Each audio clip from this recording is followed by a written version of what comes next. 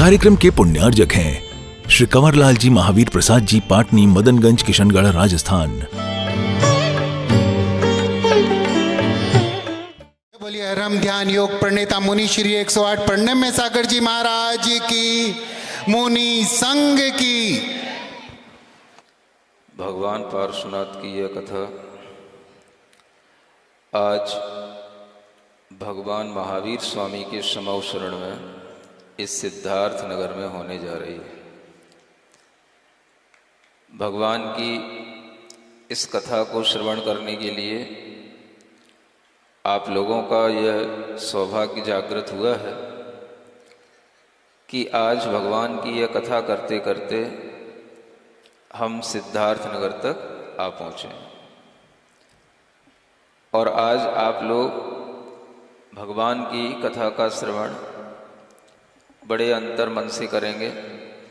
भगवान की पहले मंगलाचरण करते हुए स्तुति करते हैं। मोह महातम दलन दिन तप लक्ष्मी भरतार, ते पारस परमेश मुझ। भगवान पार्श्वनाथ की यह कथा आनंद मुनि महाराज के साथ में आगे बढ़ रही है, जो उनके पूर्व जीवन का वर्णन कर रहा है।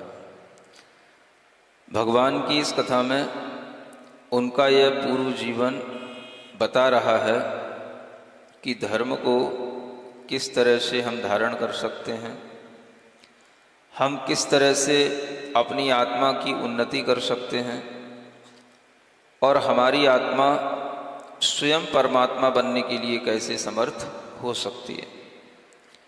यह सब वर्णन करते हुए ही हम आनंद मुनि महाराज के 22 परिश्रमों को पहले सुन चुके हैं और वही आनंद मुनि महाराज अब 10 धर्मों को भी अपने अंतरंग में धारण किए हुए हैं, अपनी आत्मा को उससे श्रृंगारित किए हुए हैं।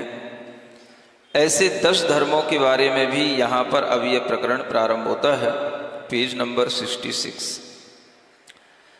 अब 10 लक्षण धर्म के कहूँ मूल 10 अंग, जे नित श्री आनंद मुनि पालत हैं सर्वंग। मंगल भवन अमंगल हारी, पारसनाथ जगत हितकारी। सुख संपत सब ही घर आवे, जो भविजन पारस गुण गावे। बिना दोष दुर्जन दुख देय, समर्थ होय सकल सहलेय। क्रोध कषाय न उपजे जहाँ, उत्तम क्षमा कहावे ताहाँ। 8 महामद पाय अनूप, निरभिमान वर्ते मृदु रूप। मान कषाय जहाँ नहीं होय, मार्दव नाम धर्म है सोय। ऐसे वह आनंद मुनि महाराज जो अपने अंतरंग में 10 धर्मों से अपनी आत्मा को सुशोभित करने के लिए तत्पर हो रहे हैं और उन 10 धर्मों में सबसे पहले वह अपनी आत्मा को क्षमा धर्म से सुशोभित करते हैं। आपने इस क्षमा, मृदुता, इन धर्मों को 10 लक्षण धर्म के पर्व के दिनों में ही सुना होगा और आप केवल इन्हीं दिनों में बस इन धर्मों की चर्चा करते हैं। अन्य दिनों में अगर कभी ये चर्चा होने लगे तो शायद आप सोचेंगे कि भाई अभी क्यों, 10 लक्षण पर्व तो निकल गए, क्यों? ये सब जो लोग यहाँ बैठे हैं इन्होंने 10 लक्षण पर्व मनाए थे? बोलो तो, मनाए थे? कहाँ मनाए थे? मीरा मार्ग में मनाए थे, सिद्धार्थनगर में किसी ने नहीं मनाए थे। तो उन 10 लक्षण धर्मों की अगर हम आज चर्चा करेंगे तो आपको अच्छा लगेगा कि बस हो गया महाराज, वो हमने कर लिया, अब ज़्यादा नहीं, साल में एक ही बार सुनना होता है, बार बार मत सुनाना। क्यों सुनना चाहते हो? यह धर्म हमारी पूजा का विषय है कि यह हमारी आत्मा की धरोहर है। धर्म की हमने पूजा कर ली तो इसी से हमारी पर्याप्ति हो जाती है, इतिश्री हो जाती है, या धर्म को हम जब आत्मा में धारण करते हैं तब हमारे लिए कुछ घटित होता है? बताओ। अगर धर्म को हम धारण करेंगे तो अच्छा बनेंगे कि बुरा बनेंगे? हाँ, अच्छा बनेंगे। माने अगर आपने अपनी आत्मा में क्षमा को धारण कर लिया, मृदुता को धारण कर लिया, आप किसी के द्वारा किए जाने वाले क्रोध को अगर सहन कर लिए, तो आप अच्छे बनोगे या आप और कमजोर कहलाओगे? बताओ। अच्छे कहलाओगे, मजबूत कहलाओगे कि कमजोर कहलाओगे? सुनने में तो यही आता है। अगर हम दूसरे की गुस्सा को, दूसरे के दुर्वचनों को सुनकर के अगर हम शांत रह जाते हैं तो सामने वाला ये समझता है ये तो कमजोर है, इसको कुछ भी आता नहीं है, इसके अंदर कुछ भी ताकत है नहीं है। सुनने में तो यही आता है। तो आपको निर्णय ये करना पड़ेगा कि जो दूसरों के दुर्वचन सहकर के शांत रह जाता है वो सशक्त है, शक्तिशाली है, या जो दूसरों की बात सुनते ही उसमें एक और जोर से खींच के देता है वो सशक्त है? बोलो, निर्णय कर लो पहले। आप धर्म की बात सुनते तो हो, लेकिन बस धर्म की पूजा करके उसको पीछे छोड़ देते हो। पहले ये विचार करो कि अगर उस धर्म को कोई व्यक्ति धारण करता है और अपने अंतरंग में किसी भी तरह से वह उसके दुर्भाव को सहन कर लेता है, तो सहन करने से वह अच्छा माना जाएगा या बुरा माना जाएगा?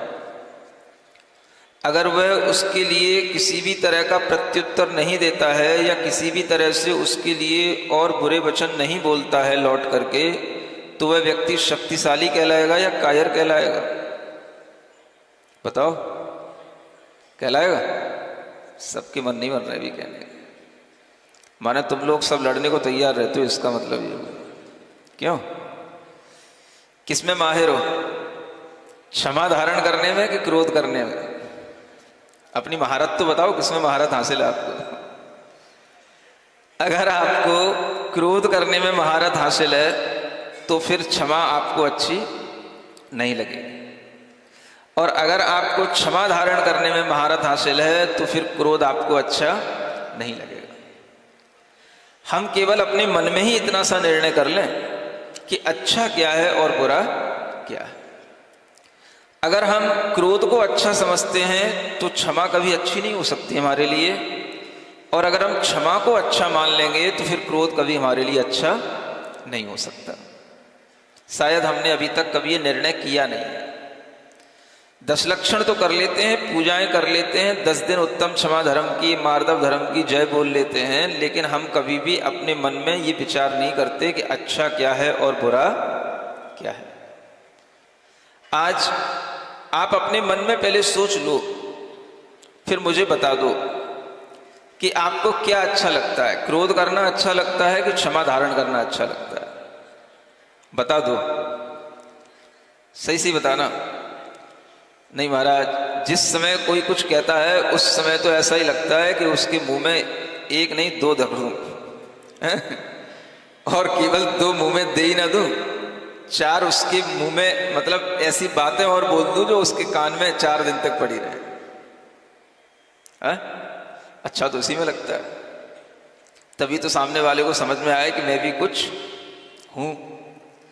और अगर सामने वाले ने कह दिया और हम शांत होकर के सुन लिए, तो एक तो हमारा मन भीतर ही भीतर मसल करके रह जाएगा, कसोट करके रह जाएगा, मन ही मन हम भीतर ही भीतर घुटते रह जाएंगे, और सामने वाला कहेगा भाई ये इसके पास तो कुछ दमखम है ही नहीं।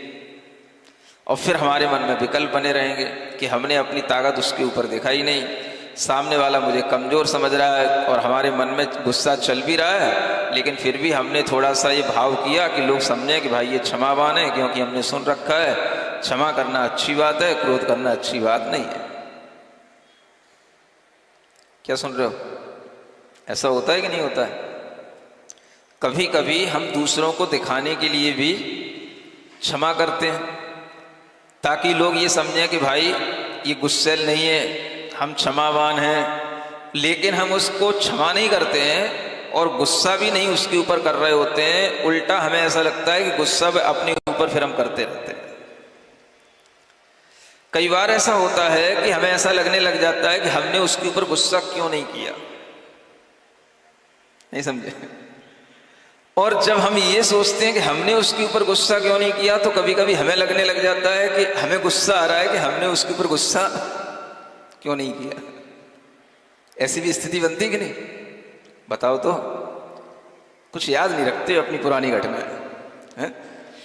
कभी कभी जब हमारे अंदर में ये होता है कि हम उससे ज़्यादा ताकतवर हैं और हमने फिर भी उसके ऊपर गुस्सा नहीं किया, तो हमें मन में लगता है कि हमने गुस्सा क्यों नहीं किया। इस बात को सोच करके भी हमें गुस्सा आता है कई बार।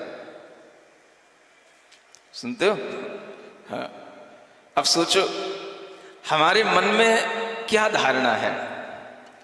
धर्म क्या केवल मंदिर और शास्त्रों का विषय है, या धर्म हमारे मन के विचारों के माध्यम से हमें हमारी मानसिक उन्नति को बढ़ाने वाली चीज है? धर्म की केवल पूजा की जाती है या धर्म को धारण किया जाता है? अगर धर्म की पूजा की जाती होती तो सारे महापुरुष धर्म की पूजा कर रहे होते, लेकिन जो भी महापुरुष बनते हैं, बन रहे हैं, वो धर्म को क्या कर रहे हैं? जी रहे हैं, धारण कर रहे हैं। आनंद मुनि महाराज ने अपने हृदय में अगर आज वह क्षमा धर्म को धारण कर लिया है, तो उसी का वह परिणाम होगा कि अगले जन्म में वह जब पार्श्वनाथ बनेंगे तो वह पार्श्वनाथ भगवान के अंदर इतनी क्षमा अचानक से कहां से आ जाएगी कि वे बड़े बड़े उपद्रव सहन कर लेंगे।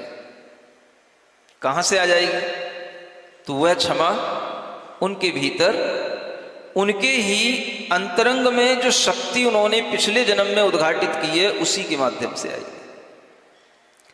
जब हम अपने जीवन में इस तरह की शक्तियां भीतर से महसूस करने लग जाते हैं और हम पुरानी बातों को छोड़ करके सिर्फ हम अपने आगे के अपने कार्य पर ध्यान देते हैं, तो हमारी शक्ति का सही सदुपयोग भी होता है और हम भीतर से समर्थ भी बनते चले जाते हैं और हमें सफलता भी मिलती चली जाती है। एक तरीका तो यह है कि सामने वाला आपको किसी ना किसी तरह से गुस्सा दिला रहा है, आप उसके ऊपर गुस्सा करके अपना टाइम खराब करो, अपना एनर्जी खराब करो और सारा दिमाग उसके ऊपर इतना ढंग से लगा दो कि तुम जो अपने काम कर रहे थे अच्छे, वो सब भूल जाओ और सब उसी के ऊपर पूरा दिमाग लगा डालो। एक तरीका तो ये, सुनते हो, आगे बढ़ने का। और दूसरा तरीका क्या है कि जिसने आपसे कुछ कहा है, कोई आपका बुरा कर दिया है, बुरा बोल दिया है, उसकी बात को भूल जाओ और आपका जो अपना काम था उस अपने काम में लगे रहो, उसकी बात पर ध्यान दिए बिना अपने लक्ष्य को हासिल करो। एक दूसरा तरीका ये है। बताओ आपको कौन सा तरीका पसंद है? दूसरा। लेकिन करते कौन सा काम हो? अगर आपके सामने कोई ऐसी स्थिति परिस्थिति बन जाती है तो आपके लिए क्या लगता है कि हम पहले उसको निपटा दें, फिर बाद में अपना काम कर लेंगे? यही सोचते हो ना? और यहां कह रहे हो दूसरा तरीका। दूसरा तरीका तो तब आएगा जब आपके अंदर यह विचार शक्ति हो कि नहीं, हमें उसमें अपनी एनर्जी खर्च नहीं करना, हमें अपने काम पर ध्यान देना। हमारे आगे हमारे और भी काम कुछ हैं कि नहीं, कि हम बिल्कुल खाली बैठे हैं, लड़ने को ही तैयार बैठे हैं। अगर कोई काम ना हो तो बात अलग है। इसलिए व्यक्ति को अपने जीवन में कुछ अच्छे उद्देश्य बना करके रखना चाहिए, अच्छे काम करने के लिए अच्छे लक्ष्य बना करके रखना चाहिए, ताकि वो अपने माइंड को अपने ही ऑब्जेक्ट की ओर, अपने टारगेट की ओर इंक्लाइन कर सके। नहीं तो क्या होगा कि वह व्यक्ति ऐसी छोटी छोटी बातों में उलझता रहेगा और इन्हीं छोटी छोटी बातों में उलझ करके अपने सारा जीवन भी निकाल देगा, लेकिन अपने किन्हीं भी उद्देश्यों की पूर्ति नहीं कर पाएगा। समझ आ रहा है? एक बहुत अच्छी टेक्निक होती है किसी को परेशान करने की, एक अच्छी स्किल भी कह सकते हैं, एक सफल आदमी को भी असफल बनाने की, एक आगे बढ़ने वाले आदमी को भी पीछे धकेलने की। वो क्या है कि भाई उस आदमी को डिस्टर्ब करो, उस आदमी को परेशान करो। कई लोगों का काम यही होता है कि आप अगर कोई काम करने जा रहे हैं तो आपके काम में व्यवधान कैसे डालें, तो आपकी मानसिक स्थिति को विचलित करें, आपको परेशान करें, और इस तरह से आपको विचलित करें कि आप अपने काम पर फोकस ना कर सकें। आप हमारे ऊपर भी फोकस करें कि मैं क्या कर रहा हूं, और उसी के कारण से आपकी सारी एनर्जी उसमें खर्च होती चली जाए और आप कुछ नया अच्छा। ये भी एक तरीके होते हैं एक दूसरे को गिराने के, और यही तरीके आज दुनिया में अनेक लोग अपनाते हैं। क्या करते हैं? आपको इतना परेशान करना, इतना आपस में लड़ाई झगड़े करना, इतना वाद विवाद करना, इतना कोर्ट कचहरी करना कि आप कोई दूसरा काम करने की हिम्मत कर ही ना पाओ। लेकिन हिम्मती लोग वही होते हैं जो दूसरों के द्वारा किए जाने वाले किसी भी तरह के विरोध को सहन करके भी अपने लक्ष्य की प्राप्ति कर लेते हैं। वही सफल लोग कहलाते हैं, वही बहादुर लोग कहलाते हैं। सुनते हो? ये बहादुरी कहां से आएगी, कैसे आएगी? ये आएगी क्रोध से कि क्षमा से? बताओ। ये आएगी अहंकार से कि मृदुता से? ये बताओ, किससे आएगी? अगर आप अहंकारी बनेंगे तो आपके लिए क्रोध के कारण से आपका अहम भी बार बार आपसे कहेगा कि नहीं, इस आदमी को छोड़ना नहीं है, तो आप सारी शक्ति उसी को पराजित करने में, उसी के पीछे पड़ने में लगा दोगे। आप अपने किसी भी और अच्छे सत लक्ष्य की प्राप्ति करने में अपना मन नहीं लगा पाओगे। इसलिए आपके अंदर ये पहले संकल्प होना चाहिए कि हमारा धर्म क्या है, हमारा सद्विचार क्या है, हमारा विचार ही हमारा धर्म बन जाए। क्षमा हमारे लिए धर्म है, सरलता हमारे लिए धर्म है, मृदुता हमारे लिए धर्म है, या अहंकार और क्रोध करना हमारे लिए धर्म है? ये पहले निर्णय अगर हम मन में कर लेंगे तभी हम अच्छे या बुरे कामों में अपनी ऊर्जा लगा पाएंगे। एक बात और आती है कि जब हम अच्छे या बुरे कामों में अपने आप को लगाने लग जाते हैं तो क्या हम अपने आप को अच्छा बनाने की कोशिश में अच्छा बना सकते हैं? अब हम आपसे एक दूसरी बात पर कर रहे हैं। माने अगर आप अच्छा बनना चाहो तो क्या अच्छा बन सकते हो? बुरा बनना चाहो तो क्या बुरा बन सकते हो? सब कुछ फ्रीडम आपके हाथ में है कि नहीं? पहले ये और विचार कर लो, बोलो, है कि नहीं? आपके पास में इस तरह की फ्री विल है कि नहीं कि आप जो बनना चाहो वो बन सकते हो, अच्छा या बुरा? अगर आप अच्छा या बुरा बनने के लिए तत्पर होते हो और अच्छा या बुरा बनने के लिए खुद में अपने आप में समर्थ महसूस करते हो, तो यहां पर एक ये बात आपको समझ लेनी चाहिए कि जब हम खुद में अच्छा या बुरा कुछ भी कर सकते हैं तो हम ही अपने अच्छे और बुरे के कर्ता हो जाते हैं। हम ही अच्छा या बुरा बनने के लिए स्वयं अपने कर्तृत्व को हम ही धारण करते हैं, कोई दूसरा हमारा कोई कर्ता नहीं बनता। हम ही अपने अच्छे या बुरेपन के कर्ता होते हैं। हमारे कर्ता कोई दूसरा नहीं है, हमारा कर्ता मैं स्वयं हूं। ये विचार अगर आप अपने मन में रखेंगे तो ही आप अच्छे या बुरी चीजों को समझ पाएंगे। अगर आपके दिमाग में यह है कि अच्छा करना या बुरा करना हमारे हाथ में नहीं है, ये तो किसी और कोई सुप्रीम पावर है, कोई भगवान है, कोई ईश्वर है, कोई गॉड है, उसके हाथ में है, तो फिर आप अच्छा या बुरा नहीं कर सकते अपने लिए। कई लोग अपने दिमाग में बिठा करके रखते हैं कि भगवान है कोई दूसरा जो हमारे साथ अच्छा या बुरा करता है। हमारे साथ अच्छा या बुरा होना, हमारे लिए अच्छा या बुरा होना, हम अपने लिए भी अच्छा या बुरा कर रहे हैं, इसमें कोई भगवान बीच में है या हम स्वयं अपने लिए अच्छा या बुरा कर रहे हैं? और अगर वो भगवान है तो भगवान किस रूप में? As a creator. अगर हम गॉड को अपने अच्छे बुराई के लिए क्रिएटर मानते हैं तो क्या हम उस गॉड के माध्यम से अपना जीवन चला रहे हैं या हम खुद अपने अच्छे बुरे कर्मों से हम खुद अच्छा बुरा बन रहे हैं? ये और अगर आप विचार कर लेंगे तो आपको अच्छा करना और बुरा करना अपने हाथ में है कि नहीं, इस बात की आपको एक स्वतंत्रता महसूस होगी। और जब आप स्वतंत्र महसूस करेंगे तभी आप अच्छा या बुरा कर पाएंगे। अन्यथा लोग क्या सोचते हैं, कोई भगवान है जो भगवान हमारे साथ अच्छा या बुरा करता है। अगर भगवान के द्वारा करने से अच्छा या बुरा हो रहा है तो दुनिया में अगर देखो तो अच्छा कम हो रहा है, बुरा ज्यादा हो रहा है। क्या सुन रहे हो? भगवान क्या तुम्ही लोगों के पास रहता है? क्या तुम्ही लोगों का भगवान होता है? आज इतने विश्व युद्ध हो रहे हैं और उन विश्व युद्धों में देखो दुनिया में हजारों बच्चे मर रहे हैं, अनाथ हो रहे हैं लोग, परिवार के परिवार नष्ट हो रहे हैं। चाहे वो इजराइल के युद्ध हो, चाहे वो रूस और यूक्रेन के युद्ध हो, उनमें देखो आप कितने लोग अनाथ हो रहे हैं, घर से बेघर हो रहे हैं। क्या उनके लिए भगवान कुछ नहीं करता है? जो वहां रो रहे हैं, जिनके माता पिता छिन जाते हैं, जिनके बच्चे छिन जाते हैं, उनके लिए भगवान क्या करता है बताओ? अगर भगवान हमारे लिए सब कुछ करता है तो क्या भगवान आज दुनिया में सब कुछ बुरा करने को तत्पर हो गया है?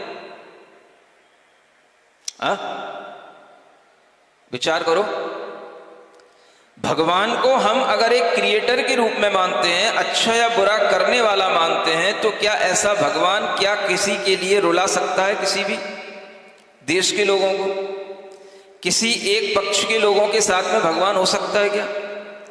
क्या भगवान किसी भी घर को बेघर करने के लिए अपनी संतानों को रुला सकता है? अगर हम ये मान लें कि हाँ ये सब भगवान की संतानें हैं, तो कभी विचार करते हो कि नहीं करते हो कि केवल खा लिया पी लिया, कूलर की हवा में बैठ गए, सो लिया, थोड़ा बहुत समय मिला तो मंदिर में भी कुर्सी लगा करके उदक चंदन तंदुल करके अर्घम निरुपावती स्वाहा कर दिया और जय जनेन्द्र करके घर से मंदिर से बाहर निकल गए, बस हो गया धर्म।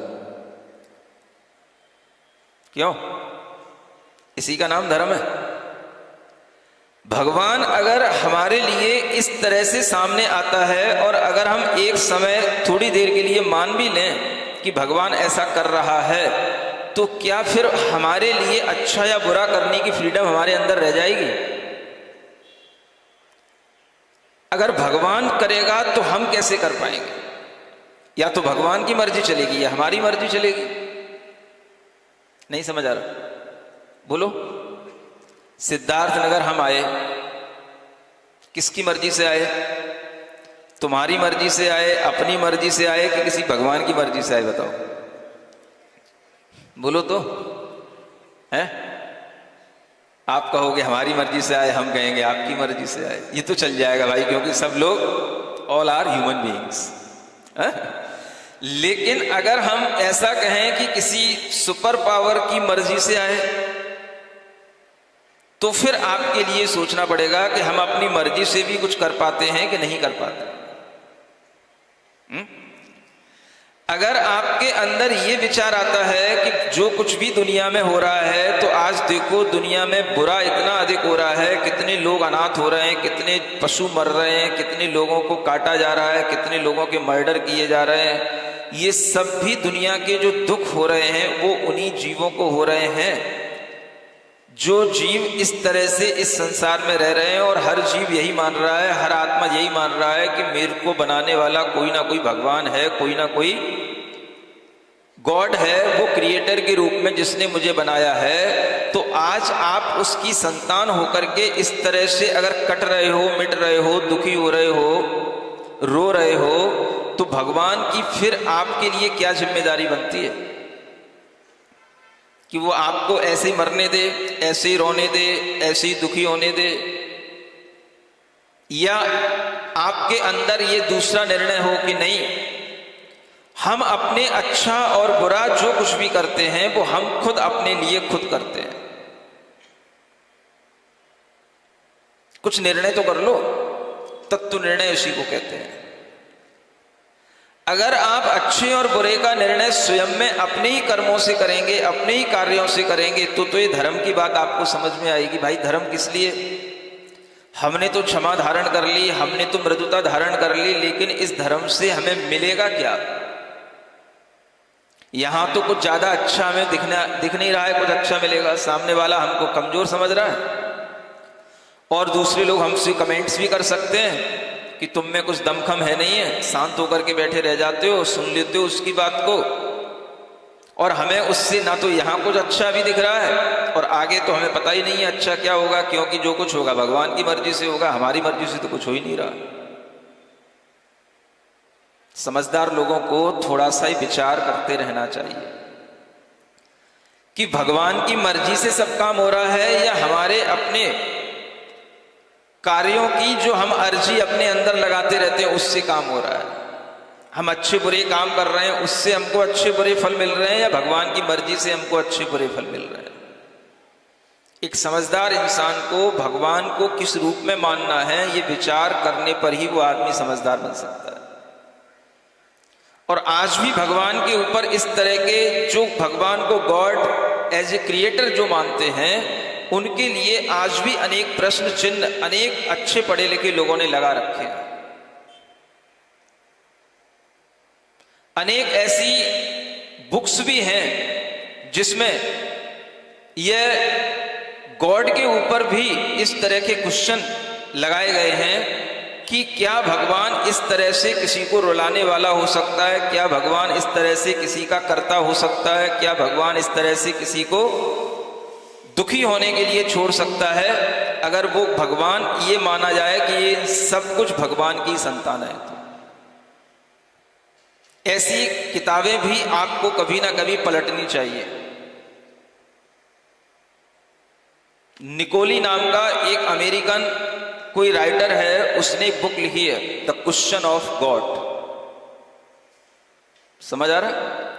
और उस पर एक फिल्म बनी हुई है वर्ल्ड वार सेकंड को लेकर के, जिसमें यही उस फिल्म में बताया गया है कि क्या भगवान इस तरह से इन अनाथ विकल और रोते हुए बच्चों को दुखी देख करके भी भगवान क्या आज इनका क्रिएटर माना जाए कि भगवान ने इन सबको इस रूप में छोड़ रखा है जब वर्ल्ड वार सेकंड हुआ था। तो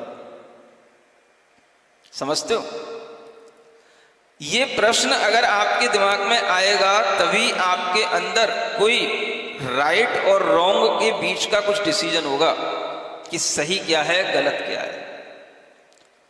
हमें लगता है कि ज्यादातर लोग अच्छे कामों के लिए तो भगवान को याद ही नहीं करते और जब कुछ बुरा हो जाता है तब भगवान का स्मरण करते हैं और फिर भगवान के लिए रोते हैं कि भगवान तूने मेरे लिए बुरा क्यों कर दिया।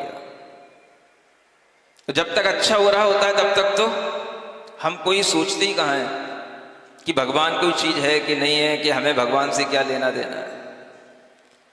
अचानक से कुछ ऐसा हो जाए कि घर की फैमिली का कोई मेंबर कोई ऐसा एक्सीडेंट हो जाए, चला जाए, है ना, कम उम्र में किसी की डेथ हो जाए और कहीं संयोग से उसके घर के लोग मंदिर आते हो, कोई पूजा पाठ करते हो, थोड़ा धर्म करते हो, साधुओं के पास जाते हो, तो अचानक से बहुत बड़ा क्वेश्चन आ जाएगा सामने कि इतना धर्म करने के बाद भी तुम्हें क्या मिला। क्या सुना? इतना धर्म करने के बाद भी तुम्हें कौन सा सुख मिल गया, मंदिर जाने से क्या मिलता है, देख लो। तो इसका मतलब ये हुआ कि जितने मंदिर जाएंगे वो इसी तरह से दुखी होंगे, हाँ? और जो दुनिया के युद्धों में मर रहे हैं वो भी उसी तरह से दुखी हैं जो बिल्कुल मंदिर नहीं जाते हैं। दुनिया में ऐसी पॉपुलेशन बहुत ज्यादा है जो ना किसी मंदिर में जाती है, ना कोई धर्म करती है, ना कुछ करती है, यानी वो सब सुखी हैं। और जो कोई भी अगर मंदिर में आने वाला कुचित कदाचित किसी के साथ घटना घटित हो गई तो वो दुखी हो गया, तो उसके ऊपर एक क्वेश्चन लग जाता है कि भाई मंदिर में आने से क्या मिला तुम्हें। आप ये विचार करो कि आप जिस भगवान को मानते हैं वो भगवान को आप एक क्रिएटर के रूप में मानते हैं या उस भगवान को आप क्रिएटर लेस मानते हैं। क्या सुन रहे हो? ये प्रश्न मैं आपसे कर रहा हूं, जो लोग हमारे सामने बैठे हैं। तुम्हारे मंदिर में बैठा हुआ भगवान क्या है? ये महावीर भगवान, ये पार्श्वनाथ भगवान, ये क्या है? ये दुनिया को बनाने वाले भगवान हैं? या तुम्हारे दिमाग में फिलॉसफी तो उस भगवान की घुसी हुई है जो गॉड क्रिएटर के रूप में है, और पूजा करने यहां चले जाते हो। महावीर भगवान की हम पूजा कर रहे हैं, पार्श्वनाथ भगवान की हम पूजा कर रहे हैं, और दिमाग में क्या बैठा है कि भगवान ही हमारा अच्छा या बुरा करने वाला है। बोलो ऐसा ही कुछ है कि नहीं? इसका मतलब ये हुआ कि ना आपके अंदर कोई राइट बिलीफ है, ना आपके अंदर रॉन्ग बिलीफ है, सब कुछ मिक्स है, मिला हुआ है। आपके पास अपना कोई डिसीजन नहीं है। नहीं समझ आ रहा? सोच तो उधर रहे हो कि भगवान ऐसा करता है वैसा करता है, और यहां आकर के भगवान की पूजा कर रहे हो। भगवान कैसे हैं? वीतराग हैं, सर्वज्ञ हैं, हितंकर हैं। अब जब आप कह रहे हो कि भगवान वीतराग हैं, तो वीतराग होने के बाद वो आपके कर्ता कैसे हो सकते हैं? सर्वज्ञ होने के बाद में वह सबके कर्ता कैसे हो सकते हैं? सर्वज्ञ का मतलब तो सिर्फ इतना ही होता है, सर्वम जानाति इति सर्वज्ञ, माने जो सबको जाने, सिर्फ जानने का नाम सर्वज्ञ होता है। तो जो जान रहा है वो सर्वज्ञ है, या जो सब रचना कर रहा है, सबके लिए कुछ कर रहा है, वो सर्वज्ञ है? बोलते नहीं हो आप लोग कि कूलर बंद कर दो ना, सब सो जाएंगे सारे। कौन से भगवान की पूजा करने आते हो आप? जो सर्वज्ञ भगवान हैं उनकी, या जो सबके कर्ता हैं उनकी? सर्वज्ञ की पूजा करते हो, या सर्व कर्तृत्व को जो अपने ऊपर लिए हुए हैं उनकी पूजा करते हो? जो सर्वज्ञ होंगे वो सर्व कर्तृत्व नहीं धारण कर सकते, और जो सर्व कर्तृत्व धारण कर रहे हैं वो सर्वज्ञ नहीं हो सकते। अगर आपको यही डिसीजन आपके अंदर नहीं है कि भगवान क्या करता है क्या नहीं करता है, भगवान अगर करने वाला है तो वो सर्वज्ञ नहीं हो सकता है। सर्वज्ञ का मतलब सिर्फ जानने वाला, यूं कहा गया है। भगवान पार्श्वनाथ हुए हैं, महावीर स्वामी ऋषभदेव हुए, ये क्या हैं? सर्वज्ञ हैं कि सबके कर्ता हैं? बोलो, पीछे से आवाज नहीं आ रही, सुनाई पड़ रहा है? क्या है? रोजाना आरती करते रहते हो, वीतराग, सर्वज्ञ, हितंकर, भविजन की सब पूर्ववास। जब वो वीतराग हैं, सर्वज्ञ हैं, हितंकर हैं, तो भविजन की क्या पूर्ववास? आस पूरी हो गई तो भगवान अच्छे हैं, और आस पूरी नहीं हुई तो भगवान। फिर बच्चे कहते हैं क्यों जाती हूं मंदिर? क्या मिला तुम्हें मंदिर में जाने से? देखो पापा का एक्सीडेंट हो गया, क्या मिला तुम्हें मंदिर में जाने से? पापा की कोरोना में मृत्यु हो गई, क्या मिला तुम्हें मंदिर में जाने से? भाई की मृत्यु हो गई, क्या मिला तुम्हें मंदिर में जाने से? तो जब ये बच्चा प्रश्न कर रहा है तो इसका मतलब है या तो हमने बच्चे को नहीं बताया कि बेटा भगवान क्या होता है, हम कौन से भगवान की पूजा करते हैं, या फिर आपको भी पता नहीं है, जो आप भी उस बच्चे के कहने में आकर के फिर मंदिर जाना बंद कर देते हो और ऐसे भगवान के पास भी आना बंद कर देते हो। सुन रहे हो? गड़बड़ कहां है? गड़बड़ आपके दिमाग में है। आपके दिमाग में कोई निर्णय नहीं है। जब आप सोचते हो कि भगवान हमारा करता है तो फिर आपके अंदर ये भी आ जाता है कि ये वीतराग भगवान भी करता है, ये हमारे लिए सब कर रहे हैं, और जब ये सब कर रहे हैं और हमारे अनुकूल नहीं होता है तो फिर हम इनसे भी अपनों को बुरा मान लेते हैं, इनको भी हम अपना द्वेषी मान लेते हैं और इनके पास भी आना बंद कर देते हैं। ऐसे कई लोग होते हैं। आज के समय में तो ऐसे बच्चे ताने देने वाले बहुत मिल जाएंगे। अपने घर में अगर उन्हें लग रहा है कि मम्मी रोजाना पापा रोजाना मंदिर जाते और कुछ बिगड़ गया काम, तो बच्चे सबसे पहले तुम्ही को ताना देंगे, क्योंकि तुमने बच्चों को बताया ही नहीं कि भगवान क्या है। क्या हमने भगवान को क्रिएटर के रूप में माना है कि भगवान हमारे लिए सब कुछ क्रिएट कर रहा है, या हम भगवान को सर्वज्ञ के रूप में मान रहे हैं? भाई वो ओमनिसिएंट है, बस सब कुछ जानने वाला। जानने वाला करता नहीं है और करने वाला जानता नहीं। ये आपको अगर थ्योरी पता होगी तो आप स्वयं में भी समझ पाओगे, अपने बच्चों को भी बता पाओगे कि बेटा हम जिन भगवान की पूजा करने के लिए जाते हैं वो भगवान सर्वज्ञ हैं, सर्वकर्तृत्व को धारण नहीं किए हुए। ये कभी आपने बच्चों को सिखाया? बोलो। अगर आपने ये फिलॉसफी बच्चों को नहीं सिखाई तो आपने जैन होने के नाते उस बच्चे के लिए कोई जैनत्व का संस्कार नहीं डाला। बच्चे के अंदर वही मिथ्यात्व का संस्कार अनादिकाल से चला आ रहा है और वही उसके अंदर पड़ा रहता है और वह वही सोचता है जो उसकी मिथ्या बुद्धि, मिथ्या कर्म के वजह से उसके अंदर आती है। और वो क्या सोचता है? भगवान कैसा है? इस संसार को बनाने वाला है, भगवान ही हमें सुखी दुखी करता है। और यही सोच करके वह मंदिर में नहीं आता कि जब भगवान मंदिर में आने के बाद भी हमें दुखी बना रहा है तो हम मंदिर नहीं जाएंगे। लेकिन जो व्यक्ति ये मानता हो कि भगवान सिर्फ जानने वाले हैं, देखने वाले हैं, भगवान हमारे लिए बनाने वाले नहीं, हमको हमारे लिए कुछ करने वाले नहीं, ऐसा व्यक्ति ही भगवान की सही ढंग से सच्चे हृदय से पूजा कर सकता है, भगवान को समझ सकता है। और अगर भगवान को हम इस रूप में देखते हैं तभी हम कुछ अच्छा कर्म करेंगे तो हम अपने अंदर उस अच्छे फल को प्राप्त करने के लिए विश्वास रखेंगे। अगर कोई धर्म आज धारण कर रहा है, मान लो आज किसी ने अपने अंदर क्षमा धारण कर ली और उस क्षमा का उसे आज कोई फल नहीं दिखाई दे रहा है, तो क्या उसकी आत्मा में उस शक्ति से उसे उस कोई फल की प्राप्ति नहीं होगी कभी? बोलो। क्या जिसके अंदर क्षमा और मृदुता है उसे कोई आगामी समय में उसके कोई अच्छे फल प्राप्त नहीं होंगे?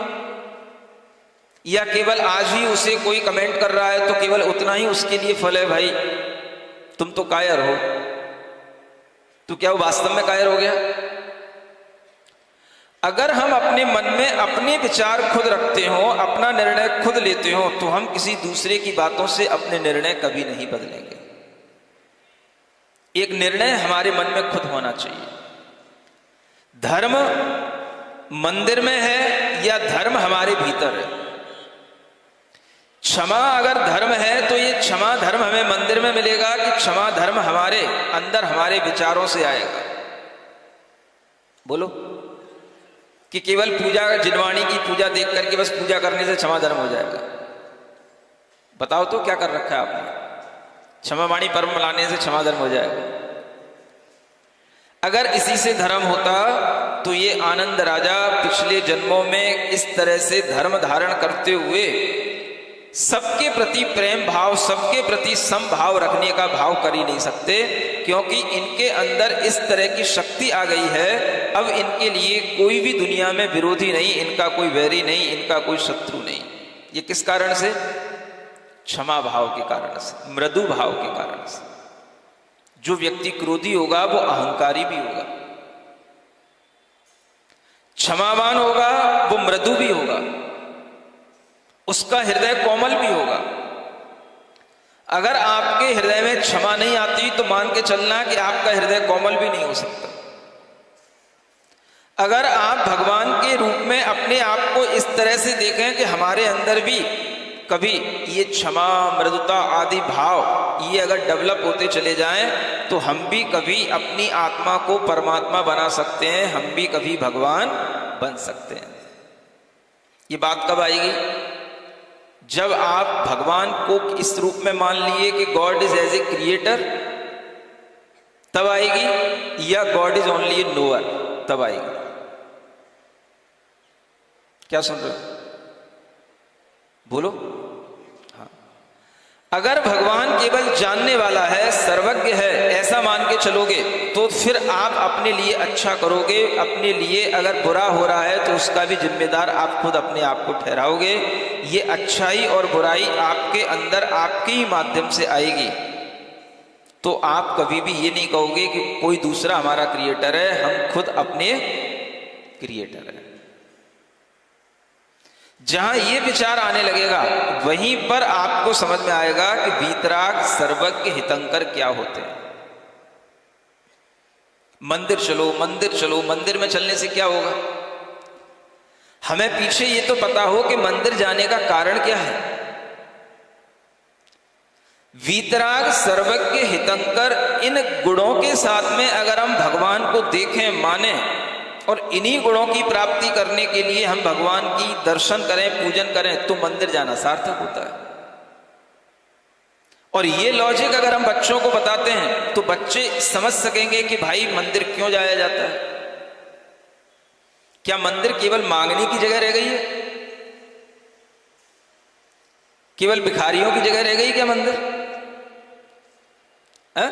कि जहां पर जाने से बस अपनी इच्छा पूर्ति होती, इसका का नाम मंदिर है क्या? अगर हमने ऐसे ही मंदिरों की धारणा अपने बच्चों में बना रखी है तो ऐसे बच्चे, अगर वो अच्छे घर के हैं, वो अच्छे धन और वैभव में पल पुस रहे हैं, तो उन्हें मतलब नहीं है, क्योंकि उन्हें लेना देना ही क्या है। बोले हमें तो खुद अच्छा सब कुछ मिल ही रहा है। समझ आ रहा है? और अगर उनके अंदर पाप कर्म का उदय चल रहा है, उन्हें अपनी इच्छा के मुताबिक सब कुछ नहीं मिल रहा है, तो वे सोचेंगे कि मंदिर जाने के बाद भी हमें कुछ नहीं मिल रहा है, तो उनके अंदर भगवान के प्रति तब भी विश्वास नहीं आएगा। तो हमें क्या बताना चाहिए बच्चों को? बोलो। पहले तो ये कि हम जिन भगवान के दर्शन करने जा रहे हैं वो भगवान सर्वज्ञ हैं, सर्व जगत के कर्ता नहीं है। वो कौन है? सर्वज्ञ हैं। ये पहले अपने बच्चों के दिमाग में डालने की कोशिश करना चाहिए कि भगवान जगत के कर्ता हैं। इस रूप में हम पार्श्वनाथ को नहीं देख रहे हैं, महावीर भगवान को नहीं देख रहे हैं। किस रूप में देख रहे हैं? भगवान सब कुछ जानते हैं, देखते हैं, लेकिन फिर भी वह अपने आनंद में ही, अपने वीतराग भाव में ही लीन रहते हैं। यह विचार जब आपके बच्चे में आ जाएगा तो वह भगवान के दर्शन किस लिए करने जाएगा? देखो, दुनिया में कहीं पर भी कोई वीतराग की मूरत दिखाई नहीं देती, कोई सर्वज्ञ की मूरत दिखाई नहीं देती। अगर वह मूरत कहीं दिखाई देती है तो बस वह जिन मंदिर में ही दिखाई देती है। ऐसी मूरत देखने के लिए आना, क्या देखने आना? केवल देखने का आकर्षण होना, मांगने का नहीं होना। अगर मांगने का आकर्षण आ गया तो बच्चा कभी भी भगवान को वीतराग सर्वज्ञ समझ ही नहीं पाएगा, क्योंकि उसकी दिमाग में क्या चल रहा है? ये भगवान हमें ये देते हैं, वो देते हैं, और अगर नहीं दिया तो वो कहेगा भगवान कितनी बार और कितने दिन तक और आएंगे आपके पास। और जिस दिन उसे अपनी मन की चीज मिल गई, बोले भगवान ठीक है, पूरा हो गया, अब आने की जरूरत नहीं है, हमें मिल गया मेरे मन का जॉब, बस बहुत है। सुनते हो? आप क्या सिखा रहे हो बच्चों को? हम अगर बच्चों को सही चीज भी नहीं सिखा पा रहे, उनके अंदर भगवान के प्रति क्या विश्वास होना चाहिए ये नहीं बता पा रहे, तो उनका ढकेल ढकेल करके मंदिर आने का कोई प्रयोजन सिद्ध नहीं होगा। बच्चा अपने इच्छा से मंदिर तब आएगा जब उसे पता होगा दुनिया में सब किसी को देखो क्रोधी दिखाई देंगे, मानी दिखाई देंगे, रागी दिखाई देंगे, द्वेषी दिखाई देंगे। अगर हमें कहीं कोई एक ऐसी सूरत देखना है जहां क्रोध नहीं है, मान नहीं है, राग नहीं है, द्वेष नहीं है, जो किसी के लिए ना अच्छा कर रहा है ना बुरा कर रहा है, तो वह सूरत है भगवान महावीर स्वामी की, भगवान पार्श्वनाथ स्वामी की, भगवान आदिनाथ स्वामी। इस विचार से अगर वह भगवान के दर्शन करने आए तो वह निरंतर दर्शन करने का मन बनाए रख सकता है। इस विचार को अगर वह अपने मन में बिठा ले तो वह अपनी स्वेच्छा से, स्वतः स्फूर्ति से भगवान के दर्शन करने आएगा। उसे आपको ढकेल ढकेल करके मंदिर में नहीं पहुंचाना पड़ेगा। और जो ढकेल ढकेल करके आते हैं उनका मंदिर में आना ना आना बराबर है, कोई मतलब, वो कर भी क्या लेंगे? नहीं समझ में आया? मन में इच्छा देखने की होनी चाहिए। दर्शन माने देखने की इच्छा। किसके दर्शन?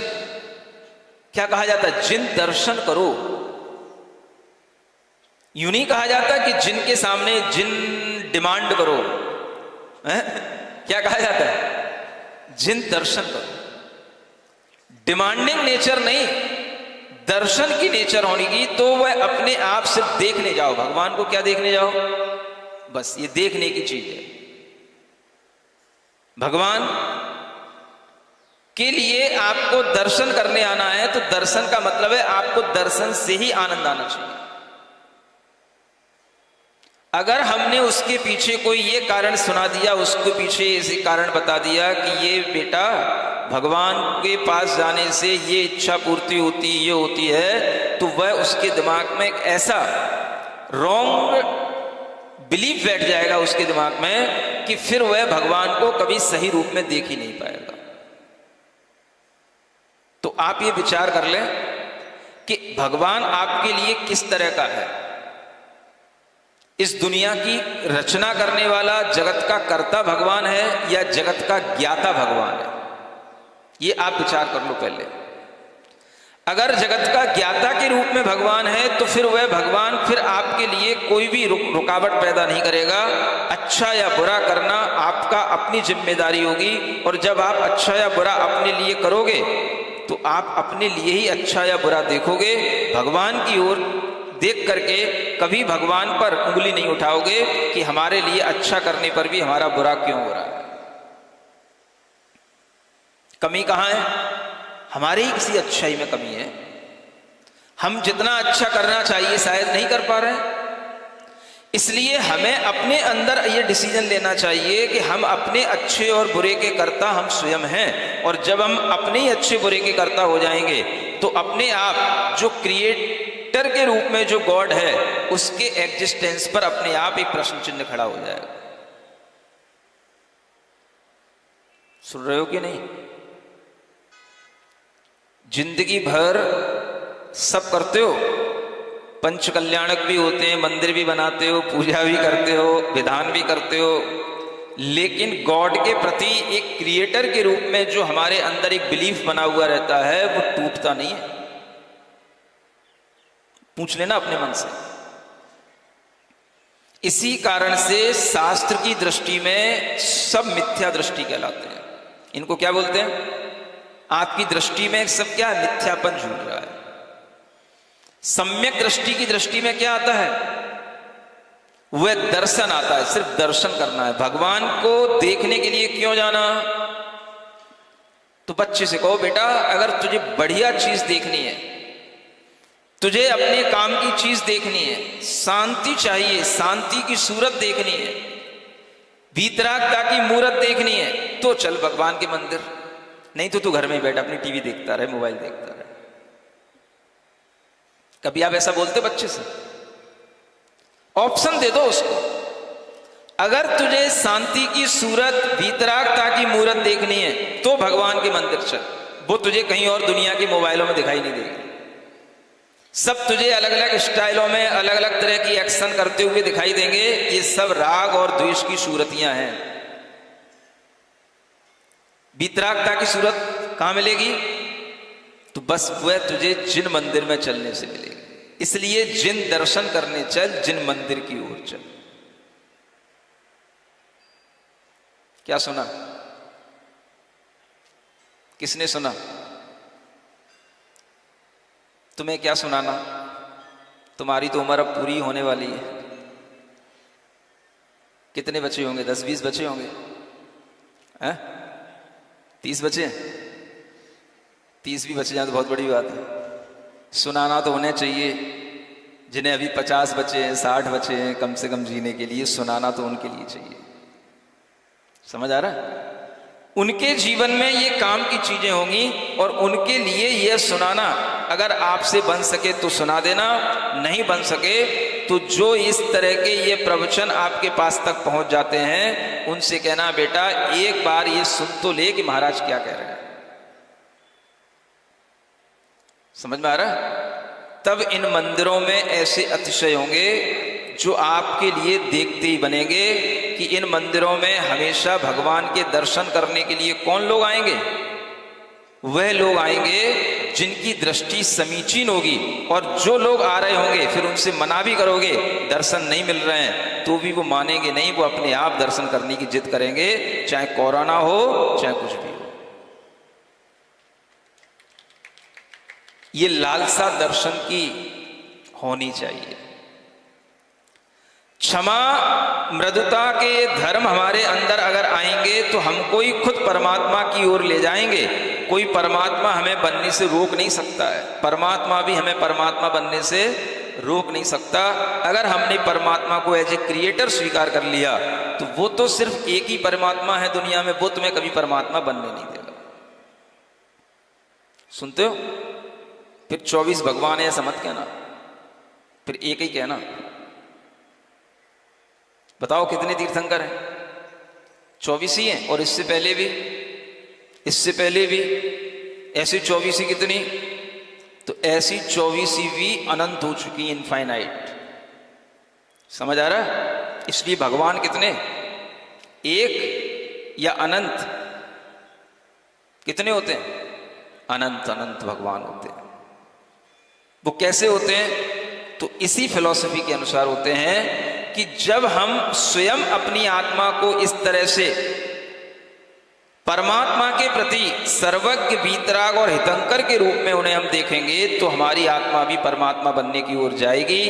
अन्यथा हम मिथ्या बुद्धि के साथ अपना जीवन जीते रह जाएंगे और हम सोचते रह जाएंगे कि हमने जीवन में सब कुछ पाकर के भी शायद सब कुछ खो दिया। सुन रहे हो? तो आज का दिन सिद्धार्थ नगर के लोगों की आंखें खोलने वाला होना चाहिए। अपने बच्चों को भगवान के दर्शन करने के लिए भेजना चाहिए। और जैसा कल भी हमने कहा था, आज भी कह रहा हूं, आप लोगों को सप्ताह में एक दिन बना लेना चाहिए जब हम अपने ही जयपुर नगर के प्राचीन मंदिरों में भगवान के दर्शन करने के लिए जाएं। ऐसा आपको एक विचार अपने अंदर ले आना चाहिए। समझ आ रहा है? हाँ। एंशियंट टेम्पल गो,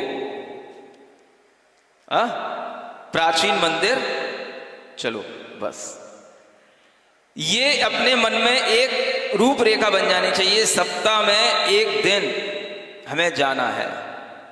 सुन रहे हो?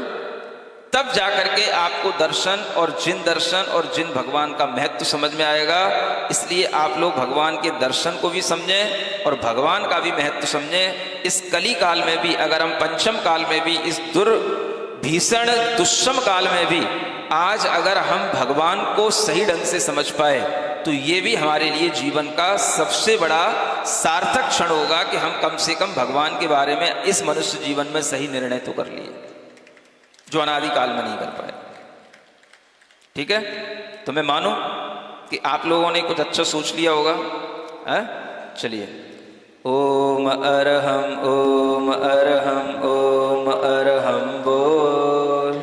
सभी कार्य की सिद्धि से तू पहले इसको बोल। ओम अरहम नमः ओम अरहम नमः ओम अरहम नमः ओम हम नमः। दूसरी ताली। ओम अरहम ओम अरहम ओम अरहम बोल। सभी का अरहम ओम अरहम बोल। सभी कार्य की सिद्धि से तू पहले इसको बोल। ओम अरहम नमः ओम अरहम नमः। तीसरी ताली। ओम अरहम ओम अरहम ओम अरहम बोल। सभी कार्य की सिद्धि से तू पहले इसको बोल। ओम अरहम नमः ओम अरहम नमः। चौथी ताली। ओम अरहम ओम अरहम ओम अरहम बोल।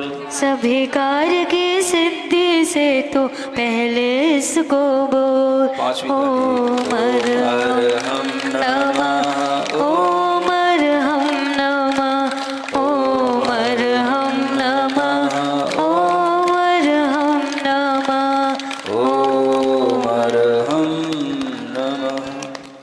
अपनी हथेलियां किस कर आंखों पर रखें। ओम अरहं परम शांति। ओम अरहं। इस कार्यक्रम के पुण्यार्जक हैं श्री कंवरलाल जी महावीर प्रसाद जी, पाटनी, मदनगंज, किशनगढ़, राजस्थान।